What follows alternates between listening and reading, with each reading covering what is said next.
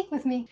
While I share some ways living in Korea has changed me, let's start with the recipe. Today I will be making a nice cheesy baked pasta with a little gochugaru for a spicy Korean cake. Since moving to Korea 3 years ago, I have definitely changed in a few ways. The first most obvious one is bowing. Even when I go outside of Korea, I tend to do a little bow in greeting or in thanks. It's just muscle memory at this point. The next one is metro behavior, looking for an empty seat as fast as possible, scooching to the end seat as soon as it opens up. And while in other countries you might see people place their bag next to them to kind of block the chair, in Korea you will never see that happen. How old are you is a question that I now want to know the answer to even when I'm not talking to Koreans. The need to mentally categorize people based on their age has somehow made its way into my noggin. The last one is politeness looks very different in Korea and sometimes it messes me up. When I speak Korean in general, I tend to be more timid, partially because of the language barrier, but especially when I'm talking to people who are higher up than me. Because I want to respect their culture so much, I feel this pressure to express a certain politeness, especially to certain people, in a way that I normally wouldn't be. And it has affected me so deeply that even recently I was talking to some non-Koreans who hold a higher position than I do, and I came away from that conversation like, oh, why was I talking like that? Who am I? I can just talk normally, like they're just people. So those are some of the ways that Korean culture has changed my habits. I'm definitely curious to know if these habits will stick with me even after I move out of Korea, but that's all for today.